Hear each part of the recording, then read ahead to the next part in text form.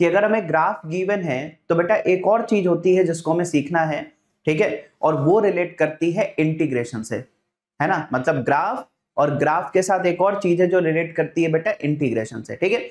चलिए छोटी छोटी बातें हैं, जरा सीखते हैं। मान लो बच्चों यहां पर हमारे पास ये y है और ये बच्चों मान लीजिए x है, ठीक है। तो y x है ना, ये दोनों एक्सेस आपको गिवन है। अब यहां पर बच्चों मान लो कि हमारे पास कुछ इस तरीके का ग्राफ है, बहुत ध्यान से समझिएगा एक एक बार। मान लो हमारे पास इस तरह का कुछ ग्राफ है बच्चों। अगर मैं आपसे ये बोलूं, अगर मैं आपसे ये बोलूं कि मान लो बच्चों यहां पर ग्राफ पर हमने कोई पॉइंट लिया। अब ये जो पॉइंट है, अगर हम देखें कि ये किस पर्टिकुलर y पर है, y का मतलब क्या होता है, y का मतलब होता है ये वाली डिस्टेंस, है ना, और x का मतलब ये वाली डिस्टेंस। अगर मैं आपसे पूछूं कि भाई ये डिस्टेंस कितनी है, तो इस डिस्टेंस को आप क्या बोलोगे, y। क्यों बच्चों, भाई इस डिस्टेंस को आप क्या बोलोगे, y। अच्छा हम एक बात जानते हैं, अगर मैं आपसे ये बोलूं कि भाई मुझे x में छोटा से छोटा चेंज क्या हो सकता है वो बताओ, है ना। अगर मैं आपसे बोलूं x में छोटा से छोटा चेंज क्या हो सकता है वो बताओ, तो आप बोलोगे सर dx, यानी smallest possible change in x क्या हो सकता है, dx। तो बेटा अगर मैं x में, क्योंकि देखो अगर मैं देखूं इस पॉइंट पर x कोऑर्डिनेट क्या है तो उसकी वैल्यू है x। अगर मैं इस पॉइंट पर x कोऑर्डिनेट की बात करूं वो x है। अगर मैं बोलूं कि x में छोटा से छोटा चेंज क्या हो सकता है तो वो है बेटा dx। x में छोटा से छोटा चेंज क्या हो सकता है, dx। यानी यहां पर अगर x कोऑर्डिनेट देखेंगे तो हो जाएगा x प्लस dx। बात समझ में आ रही है, यानी कि हम किसी x कोऑर्डिनेट पर हैं तो y की वैल्यू हमें पता है y है। अगर मैं आपसे बोलूं x में छोटा से छोटा चेंज कितना हो सकता है तो वो है बेटा यहां पर dx। तो ये तो हो गया y और ये हो गया dx।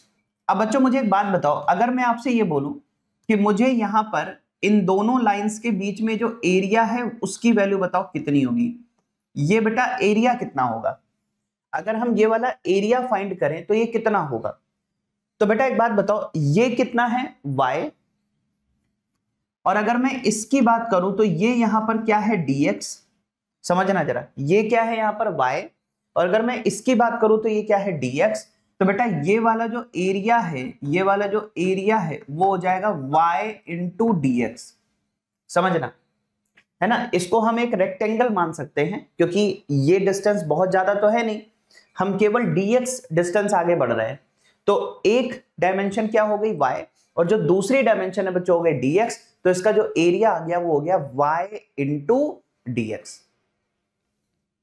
अच्छा एक बात और समझने वाली है, वो क्या है, जैसे एरिया में लिखा है y इंटू dx, अगर आप ध्यान से देखो तो ये जो d है वो x के साथ लगा हुआ है। भाई होने को तो ये भी हो सकता था ना x इंटू डी वाई, और होने को ये भी हो सकता है y इंटू डी एक्स।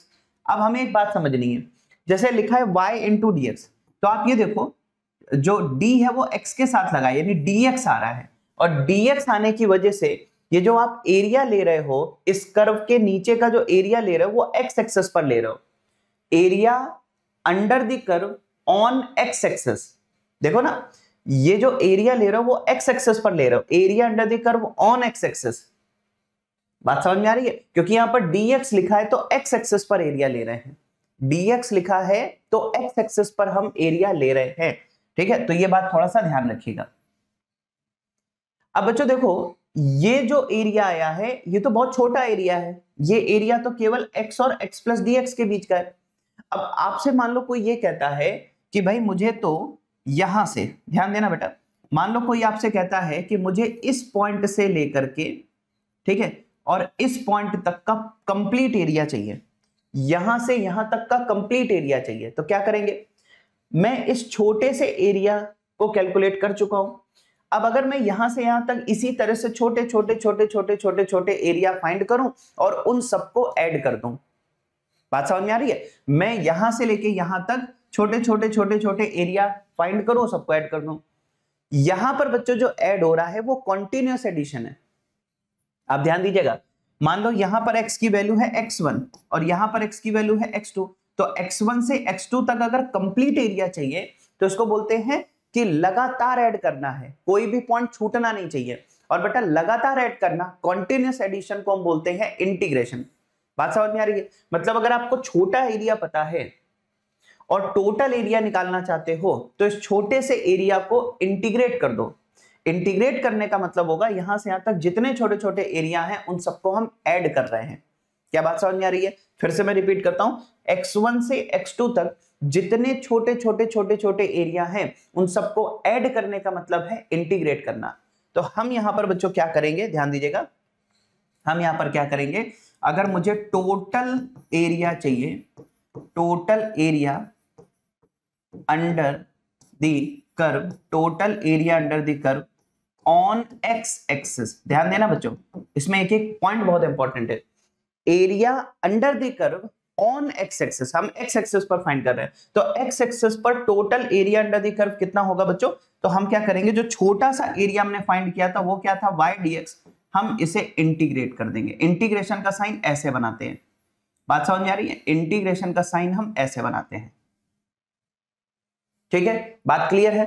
तो अगर हमसे कोई कहता है x1 से लेके x2 तक टोटल एरिया बताओ, इसका मतलब छोटे छोटे छोटे छोटे छोटे छोटे एरिया को ऐड करना है, और जब हम चीजों को लगातार ऐड करते हैं मतलब हमें उनको इंटीग्रेट करना है, ठीक है।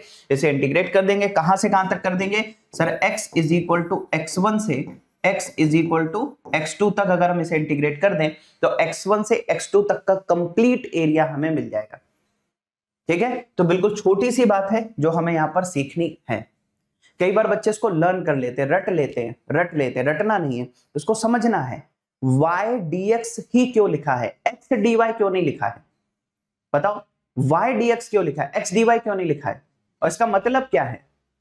तो इसका मतलब यह है कि जैसे y dx है तो dx आ रहा है ना, dx, x के पहले d लगा है ना, dx है, dx का मतलब x एक्सिस पर एरिया, dx का मतलब क्या है, x एक्सिस पर एरिया, dx का मतलब है x एक्सिस पर एरिया। बात क्लियर है ना? हाँ, तो ध्यान देना, dx है मतलब x एक्सिस पर area, area under the curve on x axis, तो x एक्सिस पर हम एरिया फाइंड करेंगे, ठीक है। तो बच्चों यहां पर एक बात छोटी छोटी है जो समझनी है। मैंने क्या लिखा यहां पर, मैंने लिखा y dx। देखो अगर आपको लिखा हुआ मिल रहा है इंटीग्रल y dx, है ना, आपको क्या पकड़ना है कॉन्सेप्ट, वो देखो, आपको बेटा ये वाला कॉन्सेप्ट पकड़ना है, ये, ठीक है। ये d किसके साथ लिखा है, d किसके साथ लिखा है वो इंपॉर्टेंट है।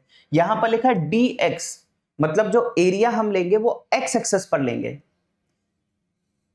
अब मान लो किसी के दिमाग में आता है सर हम एरिया y एक्सिस पर भी तो ले सकते हैं, बिल्कुल ले सकते हैं, लेकिन उसके लिए एक्सप्रेशन क्या होगा, इंटीग्रल x dy। मैंने क्या बोला, किसके साथ d लगाए, जैसे यहां पर लिखा है dx, अगर यहां dx है तो मतलब एरिया हम कहां पर लेना है, x एक्सिस पर लेना है कि नहीं। सपोज यहां पर एक छोटा सा चेंज करते हैं, जरा समझो बेटा। मान लो लिखा होता इंटीग्रल p dv, फिजिक्स में मान लो कभी आगे चल करके ये आया, जब आप थर्मोडायनामिक्स पढ़ोगे तो ये टर्म आएगा। तो मान लो बच्चों लिखा हुआ है इंटीग्रल p dv, इसका क्या मतलब है, इसका मतलब ये है, ध्यान से देखो मैं लिख रहा हूं, इसका मतलब है area under pressure volume curve, यहां तक तो कोई दिक्कत नहीं है, area under pressure volume curve on कौन सी एक्सिस, तो देखो यहां पर लिखा है dv, dv का मतलब है on volume axis, on volume axis, ये इंपॉर्टेंट है। यहां पर लिखा है p dv, तो dv लिखा है ना, dv का मतलब क्या है, वॉल्यूम एक्सिस पर हमें एरिया लेना है, ठीक। इसी तरीके से मान लो कभी आपको आगे मिल गया ऐसे इंटीग्रल, मान लो लिखा है f dx, मान लो लिखा है इंटीग्रल f dx, इसका मतलब क्या है, इसका मतलब है area under force x curve, area under fx curve. अब बेटा यहां पर क्या लिखा है, dx है, dx का मतलब क्या हो गया, ऑन x एक्सिस, ठीक है, ऑन x एक्सिस। इस तरह से चीजें चलती हैं, तो आपको यह देखना पड़ेगा कि dx है कि dv है ना, वो d किसके साथ लगा हुआ है, उसी एक्सिस पर हम एरिया कैलकुलेट करेंगे, है ना। एक तो ये बात हो गई। अब दूसरी बात यह है बेटा कि इस इंटीग्रेशन का साइन क्या होगा, पॉजिटिव होगा या नेगेटिव होगा, ये सबसे बड़ा क्वेश्चन है, ठीक है, ये सबसे इंपॉर्टेंट क्वेश्चन है कि जो इंटीग्रल y dx है ये पॉजिटिव होगा या नेगेटिव होगा। इसमें बहुत सारा कंफ्यूजन रहता है लोगों को। कई बार वो क्या करते हैं ना, इसको जस्ट रट लेते हैं कि अगर एक्स एक्सिस के ऊपर कर्व है तो पॉजिटिव है, एक्स एक्सिस के नीचे कर्व है तो नेगेटिव है, जबकि ये पूरी तरह से बेटा गलत है ना, ऐसा नहीं होता है। अब जरा इस चीज को समझते हैं कि होता क्या है, एक्चुअल में है क्या कॉन्सेप्ट। देखो, जैसे मान लो बेटा तुमसे पूछा जा रहा है कि इंटीग्रल y dx का साइन क्या होगा, पॉजिटिव होगा या नेगेटिव होगा, बस यही तो पूछा गया ना। आप अगर ध्यान से देखो तो इसमें केवल दो चीजों के साइन हमें पता करने हैं। भाई y dx का साइन कैसे पता चलेगा, एक तो आपको y का साइन पता होना चाहिए, दूसरा आपको dx का साइन पता होना चाहिए, ठीक है बेटा। यहां पर अगर आप देखो तो y जो है, ठीक है, y का साइन क्या है, तो y पॉजिटिव भी हो सकता है और नेगेटिव भी हो सकता है ना। सिर्फ y की बात करें तो y पॉजिटिव भी हो सकता है, नेगेटिव भी हो सकता है, ठीक है। तो एक तो हमें y का साइन चाहिए, है ना, यानी कि y का साइन क्या है, तो हम लिख सकते हैं यहां पर साइन ऑफ y। एक तो हमें y का साइन पता होना चाहिए कि y खुद पॉजिटिव है या नेगेटिव है। चलो अब एक और बात करते हैं बेटा, दूसरा किसका साइन चाहिए, x का साइन नहीं चाहिए, हमें चाहिए dx का साइन। देख रहे हो ये, हमें किसका साइन चाहिए बच्चों, dx का साइन चाहिए। हमें किसका साइन चाहिए, dx का साइन चाहिए। अब ये dx का साइन कैसे मिलेगा, तो समझो पहले dx है क्या, dx है बेटा चेंज इन x। dx क्या है, चेंज इन x। अब जरा देखो, अगर x इंक्रीज हो रहा है, वो लिमिट से पता चलेगा, वो तुम्हें लिमिट दी जाएगी कि मान लो 2 से लेके 5 तक इंटीग्रेट करना है, तो 2 पर पहले थे और 5 पे बाद में पहुंचे, तो 2 से 5 तक इंटीग्रेट करना है, मतलब कि 2 से 5 पे जाना है तो x बढ़ रहा है। 5 से 2 तक इंटीग्रेट करना है, मतलब कि 5 से 2 पर आ गया तो x डिक्रीज कर गया। तो मैं कह रहा हूं अगर x इंक्रीज हो रहा है तो वहां पर आप dx पॉजिटिव लोगे, और अगर x डिक्रीज कर रहा है तो dx आप नेगेटिव लोगे, ठीक है भाई। x अगर बढ़ रहा है तो dx यानी चेंज पॉजिटिव होगा, लेकिन अगर x डिक्रीज हो रहा है तो dx क्या होगा, नेगेटिव होगा, ठीक है। और इसी तरह से तो y का साइन पता करना है और dx का साइन पता करना है, और जब दोनों के साइन तुम्हें पता चल जाएंगे तो मल्टीप्लाई कर दोगे बेटा, y और dx को मल्टीप्लाई कर दोगे तो तुम्हें इसका भी साइन पता चल जाएगा, ठीक है। अब मैं कुछ ग्राफ आपके सामने रखूंगा, आप पहले खुद से कोशिश करो कि इसका आंसर दे पाओ, ठीक है। बात समझ में आ रही, पहले खुद से कोशिश करनी आंसर देने की। हाँ तो देखो बेटा, देखो अब मैं कुछ छोटे छोटे क्वेश्चन आपके सामने रखूंगा, आपको पहले खुद से कोशिश करनी है कि इसका आंसर आप दे पाए। ये देखो बेटा, यहां पर हमारे पास x है, यहां पर हमारे पास y है, ये बेटा हमारे पास एक कर्व है, ठीक है।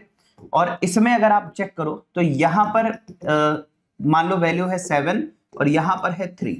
अब आपसे बोला गया integral y dx from x is equal to 7 to x is equal to 3, ठीक है। अब जो कॉन्सेप्ट मैंने बताया अगर आप उससे आंसर फाइंड करोगे तो बिल्कुल सही आंसर आएगा, लेकिन जो कॉन्सेप्ट आजकल नहीं मतलब बहुत चल रहा है, क्या बच्चों को रटा देते हैं कि बेटा x के ऊपर ग्राफ मिले तो पॉजिटिव ले लेना। अरे ये कौन सा कॉन्सेप्ट है भाई, आप कॉन्सेप्ट बताओ ना, ऊपर नीचे से क्या मतलब है। तो ऐसे तो x के ऊपर है तो पॉजिटिव होना चाहिए, लेकिन ऐसा नहीं होगा, देखना। तो मैं आपसे क्या कह रहा हूं, आप चेक करो, पहले चेक करो कि इस पूरे ग्राफ में y पॉजिटिव है कि नेगेटिव है, और दूसरा ये चेक करो dx की वैल्यू पॉजिटिव है कि नेगेटिव है, तब जाके आपको इसका साइन पता चलेगा, है ना। तो देखो बेटा, चलो इसको सॉल्व करते हैं। तो मुझे पता करना है क्या पता करना है, इंटीग्रल y dx। अब इसका साइन देखो कैसे पता चलेगा, ध्यान से सुनना बेटा। इस ग्राफ के किसी भी पॉइंट पर तुम खड़े हो जाओगे y तुम्हें पॉजिटिव ही मिलेगा। देखो ना, इस पॉइंट पर y पॉजिटिव, इस पॉइंट पर y पॉजिटिव, इस पॉइंट पर y पॉजिटिव, इस पॉइंट पर y पॉजिटिव, इस पॉइंट पर y पॉजिटिव, यानी कि हर एक पॉइंट पर y आपको क्या मिल रहा है, पॉजिटिव मिल रहा है। तो सर y का साइन हो गया पॉजिटिव, बहुत बढ़िया। अब बेटा ये बताओ लिमिट क्या लगी है, तो लिमिट लगी है 7 से लेके 3। ये होती है लोअर लिमिट, मतलब इनिशियली आप 7 पर थे, और ये है अपर लिमिट, यानी फाइनली आप 3 पर चले गए। तो इनिशियल से फाइनल, यानी इनिशियली तुम कहां पर हो, 7 पर, और बाद में कहां है, 3 पर, यानी तुम ऐसे मूव कर रहे हो, तुम 7 से 3 पर जा रहे हो, और जब 7 से 3 पर आओगे तो x डिक्रीज होगा, और बेटा अगर x डिक्रीज होगा तो dx का जो साइन है वो तुम्हें नेगेटिव मिलेगा, और जब dx नेगेटिव मिलेगा तो नेगेटिव इंटू पॉजिटिव करोगे तो आंसर नेगेटिव आएगा। तो यहां पर तो बेटा आंसर नेगेटिव आएगा, अब क्या बात समझ में आ रही है? तो ये रियल कॉन्सेप्ट है जिसमें आपको पहले y का साइन पता करना पड़ता है, फिर dx का साइन पता करना पड़ता है, फिर हमें मल्टीप्लाई करना पड़ता है, तब जाके आंसर आता है। ठीक है, बात क्लियर है? तो ये हो गया है ना। अब इसी तरह का एक क्वेश्चन और देखो। अब बच्चों देखो, इसी टाइप का एक क्वेश्चन और लेंगे, उसको भी आप पहले खुद से ट्राई करना कि आपके हिसाब से उसका आंसर क्या आना चाहिए। ठीक है, देखिए हमें क्या करना है, बड़ा सिंपल है। एक तो हमें y का साइन चाहिए, वो हमें मिल जाएगा। दूसरा हमें dx का साइन चाहिए, वो भी हमें मिल जाएगा। एक बार y का साइन मिल गया, dx का साइन मिल गया, आंसर आ गया। ठीक है, देखो तो बेटा यहां पर अगर हम देखें तो ये हमारे पास y एक्सिस है, ये हमारे पास x एक्सिस है, और ग्राफ अगर आप देखो बच्चों, यहां पर जो ग्राफ है वो कुछ इस तरीके का ग्राफ है ना। ग्राफ कुछ ऐसा है। यहां पर अगर हम चेक करें तो इस पॉइंट पर बेटा अगर आप देखो x की वैल्यू 2 है, और इस पॉइंट पर x की वैल्यू 5 हमें गिवन है, और आपको कैलकुलेट करना है इंटीग्रल y dx, और कहां से कहां तक का है, लिमिट बेटा लगी हुई यहां पर x is equal to 5 to x is equal to 2। इसकी वैल्यू हमें बतानी है। तो पहले एक बार खुद से ट्राई करो कि आंसर क्या आना चाहिए। ठीक है, अब चलो मैं सॉल्व कर रहा हूं। देखो बेटा क्या है, इंटीग्रल y dx। अब जरा सबसे पहले ये चेक करो कि अगर मैं इस ग्राफ के किसी भी पॉइंट पर खड़े हो जाऊंगा तो y की वैल्यू क्या है, नेगेटिव है या पॉजिटिव है। तो सर एकदम क्लियर दिखाई दे रहा है कि सर इस पॉइंट पर y नेगेटिव, यहां पर भी y नेगेटिव, यहां पर भी y नेगेटिव, यानी हर एक पॉइंट पर y की वैल्यू नेगेटिव है। यानी कि y के लिए तो हम क्लियर कट लिख सकते हैं कि y हर एक पॉइंट पर नेगेटिव है। अब बात करते हैं dx। तो पहले ये चेक करो x इंक्रीज हो रहा है कि x डिक्रीज हो रहा है। तो बेटा x की जो इनिशियल वैल्यू है वो 5 है, और x की जो फाइनल वैल्यू है वो 2 है। यानी कि आप 5 से 2 पर आ रहे हो, 5 से 2 पर आ रहे हो। तो पहले 5 है फिर 2 पर चले गए, यानी x डिक्रीज कर गया। और अगर x डिक्रीज कर गया तो dx नेगेटिव हो जाएगा। अब देखो y भी नेगेटिव, dx भी नेगेटिव, नेगेटिव नेगेटिव क्या हो गया बेटा, पॉजिटिव हो गया। यानी कि यहां पर इसकी वैल्यू पॉजिटिव आएगी। ग्राफ बिलो x एक्सिस है फिर भी वैल्यू पॉजिटिव आ रही है। अब बच्चों एक दो क्वेश्चन और फटाफट आपके सामने आएंगे, ठीक है, इनको सॉल्व करना है। अभी केवल हम साइन पर बात कर रहे हैं कि वो साइन पॉजिटिव है कि नेगेटिव है। एक बार हमें साइन समझ में आने लगा तो फिर एरिया भी फाइंड कर लेंगे और साइन लगा करके फाइनल रिजल्ट भी आ जाएगा। ठीक है, तो यहां पर एक क्वेश्चन और देखिए। ये बेटा हमारे पास x एक्सिस है, ये हमारे पास y एक्सिस है, और जो ग्राफ यहां पर आपको गिवन है, जो ग्राफ हमें यहाँ पर गिवन है वो बेटा यहाँ पर कुछ ऐसा है ना। ये ग्राफ यहाँ पर कुछ ऐसा है। तो यहाँ पर x की वैल्यू तो 0 है, और यहाँ पर x की वैल्यू अगर हम चेक करेंगे तो 10 आपको गिवन है। तो आपको यहाँ पर फाइंड करना है, आपको यहाँ पर फाइंड करना है इंटीग्रल y dx, आपको फाइंड करना है इंटीग्रल y dx, और यहाँ पर y की वैल्यू अगर हम देखें तो 5 है। तो integral y dx from x is equal to 10 to x is equal to 0। बेटा इसकी वैल्यू हमें कैलकुलेट करनी है। तो एक बार पहले खुद से ट्राई करो आप। तो बच्चों देखो अब इसको सॉल्व कैसे करेंगे, है ना, ध्यान से सुनिएगा। सबसे पहले बेटा लिखा हुआ है इंटीग्रल y dx। अब आपको इसका साइन चेक करना है कि पॉजिटिव आएगा कि नेगेटिव आएगा। ठीक है बेटा, अगर हम देखें तो इस पॉइंट से लेके इस पॉइंट पर अगर हम देखें y पॉजिटिव है या नेगेटिव है। बेटा इनिशियली तो y 0 था, लेकिन बाकी पॉइंट्स पर अगर आप चेक करोगे तो y पॉजिटिव है। अगर y पॉजिटिव है तो यहां पर लिख दो कि भाई y की वैल्यू तो पॉजिटिव है। अब बात करते हैं dx। बेटा लिमिट आप देखो, इनिशियल लिमिट क्या है 10, और फाइनल लिमिट क्या है 0। मतलब हम 10 से 0 पर आ रहे हैं। अगर हम 10 से 0 पर आ रहे हैं तो x डिक्रीज कर रहा है, और अगर x डिक्रीज कर रहा है तो ये जो dx है वो नेगेटिव होगा। dx हमारे पास नेगेटिव होगा। अब पॉजिटिव इंटू नेगेटिव, इसका जो आंसर आ गया वो क्या आ गया, नेगेटिव आ गया। पॉजिटिव इंटू नेगेटिव, आंसर क्या आ गया, नेगेटिव आ गया। इसका मतलब ये हुआ कि भाई इसकी वैल्यू नेगेटिव साइन के साथ लिखी जाएगी। अब वैल्यू कितनी होगी चलो उस पर भी बात कर लें। तो बेटा आपको पता है इंटीग्रल y dx का मतलब क्या है, area, area under the curve, area under the curve on कौन सी एक्सिस पर एरिया है। तो देखो यहां पर dx लिखा है, यानी x एक्सिस पर, ऑन x एक्सिस। जो एरिया आप ले रहे हो वो किस एक्सिस पर है, x एक्सिस पर है। ठीक है, इसका मतलब ये हुआ बेटा कि इसका जो आंसर आएगा वो आएगा माइनस का। अब हमें क्या करना है बेटा, x एक्सिस पर एरिया लेना है। तो इस कर्व के नीचे का एरिया x एक्सिस पर लेना है। ये लो, कर्व के नीचे का एरिया x एक्सिस पर लेना है। अब वैल्यू क्या आएगी, हाफ। बेटा बेस इसका क्या है 10, और हाइट इसकी क्या है 5। ठीक है भाई, ट्राइंगल का एरिया क्या होता है, हाफ बेस इनटू हाइट। तो बेस इसका कितना है 10, हाइट इसकी कितनी है 5, ठीक है। तो यहां पर अगर हम देखें 2 से 10 कैंसिल कर दो 5 आएगा, 5 इंटू 5 25 आएगा, तो वैल्यू हो गई माइनस का 25। चेक कर लो, माइनस का 25 जो आप लोगों ने खुद से सॉल्व किया होगा है ना, वो इससे मैच होना चाहिए। अब बच्चों एक क्वेश्चन और लेंगे है ना, और उसमें थोड़े थोड़े वेरिएशंस बढ़ाते जाएंगे धीरे धीरे, जैसे जैसे हम चीजें सीखते जा रहे हैं क्वेश्चंस का लेवल भी बढ़ता जाएगा। तो यहां पर अगर हम देखें ये x है ये y है, वैसे तो बेटा ये पूरा का पूरा पार्ट बेसिक मैथ्स का ही है, ठीक है, लेकिन क्या होता है ना बहुत छोटी छोटी बारीक चीजें होती हैं, बहुत छोटे छोटे पॉइंट्स होते हैं जो हमें कई बार वहां पर नहीं समझ में आते हैं, इसलिए उसको हम यहां पर समझ रहे हैं ताकि मोशन इन स्ट्रेट लाइन बहुत शानदार तरीके से आप कवर करो। देखो बेटा यहां पर ग्राफ ऐसा है, ग्राफ ऐसा कुछ है, ये है ग्राफ, ठीक है। यहां पर अगर हम देखेंगे इस पॉइंट पर अगर हम देखें एक सेकंड, ठीक है ये है। अब अगर हम देखें बेटा यहां पर x की वैल्यू आपको गिवन है 10 और यहां पर जो y की वैल्यू है वो आपको गिवन है 20, ठीक है, मतलब ये पूरा 10 है ये 20 है। और यहां पर अगर हम देखें, यहां पर अगर हम देखें तो ये वैल्यू आपको गिवन है 15, ठीक है, और ये वैल्यू बेटा यहां पर अगर हम देखें तो ये है माइनस का 20, माइनस का 20, ठीक है। आपको समझ आ रहा होगा, बहुत छोटी छोटी बातें। अब बेटा है क्या, आपको यहां पर क्या कैलकुलेट करना है, तो सबसे पहले आपको कैलकुलेट करना है कि y dx, ठीक है, y dx ऐसा लिखा है इंटीग्रल y dx, और कहां से कहां तक कैलकुलेट करना है, 0 से लेकर के और 15 तक, 0 से लेकर 15 तक इंटीग्रल y dx की वैल्यू बतानी है।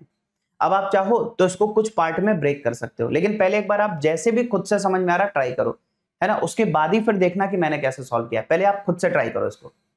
बच्चों देखो इसको सॉल्व कैसे करेंगे, सबसे पहले हमें क्या करना चाहिए, 0 से लेके 10 तक अगर हम देखें तो y पॉजिटिव है ना, 0 से 10 तक अगर हम देखें तो y सभी जगह पॉजिटिव है, 10 से 15 के बीच में y नेगेटिव हो रहा है, तो इसको दो पार्ट में ब्रेक कर लेते हैं। कैसे, 0 से लेके 10 तक अलग सॉल्व कर लो, ठीक है, प्लस 10 से लेके 15 तक अलग सॉल्व कर लो, यही तरीका होता है। बात समझ में आ रही है, मतलब y dx की वैल्यू पहले 0 से लेकर 10 तक इंटीग्रेट करके सॉल्व कर लो, और उसके बाद फिर y dx इंटीग्रेशन 10 से 15 कर लेना, क्योंकि 0 से 10 तक y पॉजिटिव है, 10 से 15 में y नेगेटिव है। बात करते हैं बेटा इसके साइन की और फिर उसके साथ वैल्यू की। साइन अगर हम चेक करें तो 0 से 10 तक y सभी जगह पॉजिटिव है, तो ये तो हो गया बेटा पॉजिटिव। लिमिट अगर आप ध्यान से देखो 0 से 10 है, मतलब x इंक्रीज हो रहा है, x इंक्रीज हो रहा है तो dx भी पॉजिटिव होगा, यानी कि बेटा ओवरऑल इसका साइन क्या आ गया, पॉजिटिव आ गया। अब बात करते हैं एरिया की, है ना, dx लगा है यानी एरिया चाहिए x एक्सिस पर, मतलब ये पूरा एरिया चाहिए, तो ये एरिया क्या होगा बेटा, half base into height. Half base कितना है इसका 10, और अगर हम देखें हाइट कितनी है तो वो है 20, ठीक है। अब आगे बढ़ते हैं बच्चों, अगर हम इसकी बात करें इंटीग्रल y dx, अब आप चेक करो 10 से लेके 15 तक y हर एक पॉइंट पर नेगेटिव दिख रहा है, y हर एक पॉइंट पर नेगेटिव है। अगर y हर एक पॉइंट पर नेगेटिव है तो y की वैल्यू तो नेगेटिव साइन के साथ लिखी जाएगी। अच्छा dx की बात करें 10 से 15 मतलब x इंक्रीज कर रहा है, अगर x इंक्रीज कर रहा है तो dx क्या हो जाएगा, negative, sorry positive. x increase कर रहा है ना भाई, 10 से 15 पर गए, x बढ़ रहा है, x बढ़ रहा है तो मतलब dx क्या होगा, पॉजिटिव।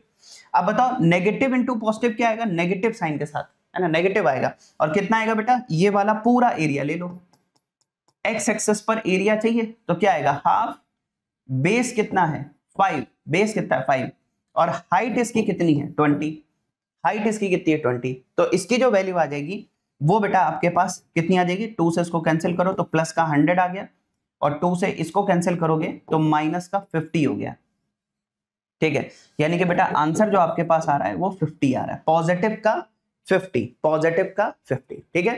तो बच्चों मुझे ऐसा लगता है कि अब आपके सामने किसी भी तरह का ग्राफ आ जाए, किसी भी तरह का ग्राफ आ जाए, आप एटलीस्ट ये तो बता दोगे कि इंटीग्रल y dx वहां पर पॉजिटिव है कि नेगेटिव है, और दूसरी बात उसकी वैल्यू कितनी है, क्योंकि वो एरिया के बराबर है ना, तो ये सारी बातें अपने को यहाँ पर क्लियर हो जाती हैं, ठीक है।